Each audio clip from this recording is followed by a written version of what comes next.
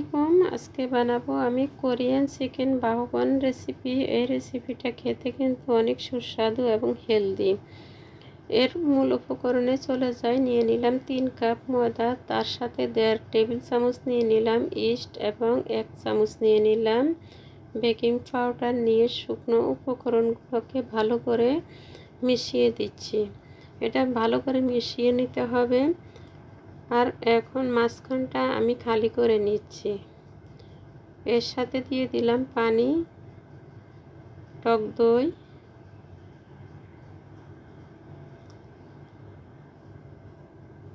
দিয়ে এটাকে হালকা অল্প অল্প করে পানি দিয়ে কিন্তু মিশিয়ে নিব।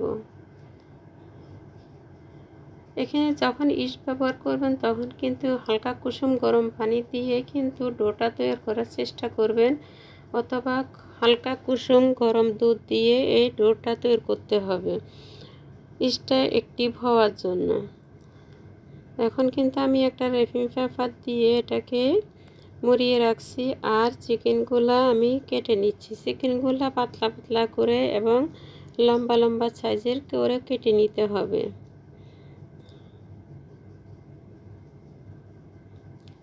দেখে বুঝতে পারছেন স্কিনে কীভাবে কেটে নিয়েছি। ধুয়ে পরিষ্কার করে নিলাম। এখন এর সাথে আদা পাউডার, রসুন পাউডার এবং লবণ, গোলমরিচের গুঁড়ো সব উপকরণ এখানে আমি হাফ চামচ করে দিয়েছি, দিয়ে ম্যারিনেট করে নিলাম। এখন দিয়ে দিলাম কর্নফ্লাওয়ার 2 টেবিল চামচ, দিয়ে আবারও কিছু সময় মেখে নিচ্ছি। রেখে দিলাম 20 মিনিট রেস্টে রাখার পরে এখন কিন্তু গরম তেলে কিন্তু ভেজে নিচ্ছি। এটা তেলটা হাই হিটে গরম করা যাবে না, হালকা গরম তেলে কিন্তু এই চিকেনগুলা ভেজে নিতে হবে। চিকেনগুলা গোল্ডেন ব্রাউন করে ভেজে নিচ্ছি।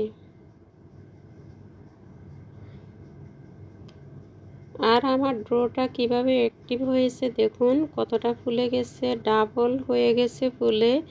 এটা ফুলার কারণ হচ্ছে হয়তোবা গরম পানি দিয়ে এটা করতে হবে, হালকা কুসুম গরম পানি দিয়ে না হয় এটা গরম জায়গায় রেখে দিতে হবে 1 ঘন্টার জন্য। বাতাসটা বের করে নিচ্ছি ডলে ডলে। আর এর সাথে কিন্তু ডোটা অনেকটাই সফট হয়ে যাচ্ছে। এখন কিন্তু ডোগুলো কেটে নিচ্ছি।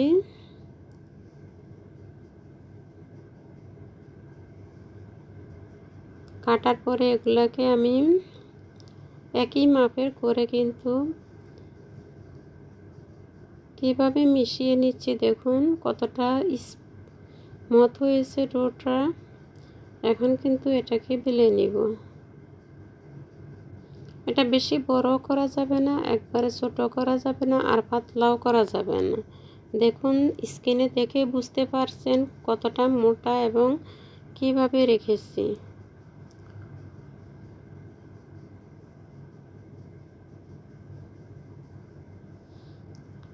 আমি এখানে একটা পেন্সিল দিয়ে কিন্তু এটা করে নিচ্ছি। আর আপনাদের কাছে যেটা থাকে সেটা দিয়ে করে নিতে পারেন। এখানে কয়েকটা বেকিং পেপার নিয়ে নিলাম কেটে কিউব কিউব করে। এই বেকিং পেপারে কিন্তু আমি বসিয়ে দিব এক একটা করে বানিয়ে।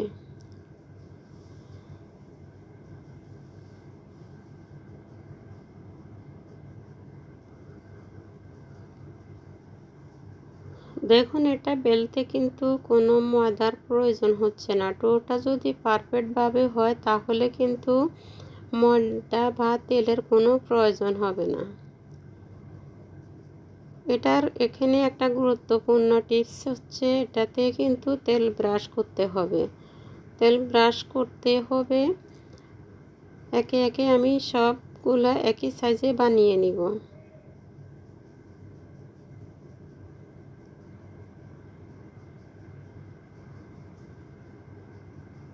একটা র্যাপিং পেপার দিয়ে এটাকে ঢেকে রেখেছি। এখন চুলায় চলে আসলাম। এখানে 1.5 টেবিল চামচের মতো দিয়ে দিলাম বাটার আর রসুন কুচি দিয়ে এটাকে হালকা ব্রাউন করে ভেজে নিলাম। আর 1 কাপ পানি দিয়ে দিলাম।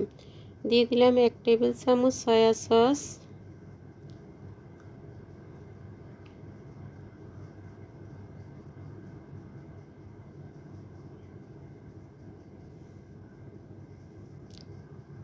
এখানে দিয়ে দিলাম টমেটো কেচাপ এবং রেড চিলি সস,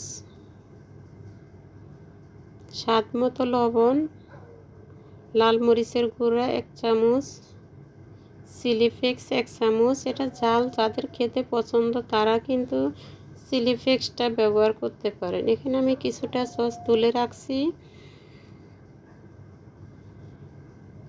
আর চিকেনগুলো এর সাথে ভালো করে মিশিয়ে কিছু সময় জাল করে রান্না করে নেব। চিকেনগুলো যাতে শুকিয়ে যায় এ পর্যন্তই কিন্তু জাল করে নিতে হবে।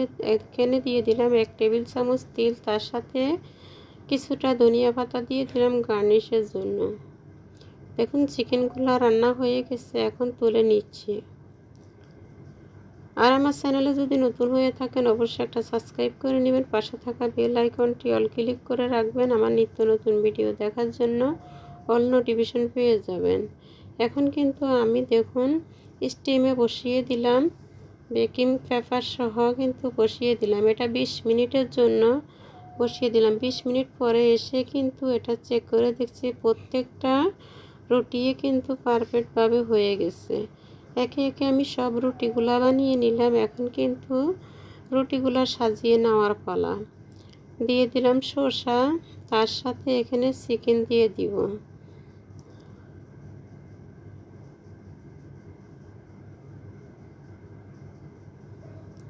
কিছুটা পেঁয়াজও দিয়ে দিলাম একইভাবে। দেখুন বনগুলা কিভাবে খুলে মাঝখানটা এত সুন্দর সেটিং হয়েছে বলার বাহিরে। A to Z আপনাদের সাথে শেয়ার করেছি। ভিডিওটা ভালো লাগলে লাইক কমেন্ট শেয়ার করতে ভুলবেন না, আর আপনাদের ফ্যামিলি ফ্রেন্ডসদের মাধ্যমে শেয়ার করে দিবেন।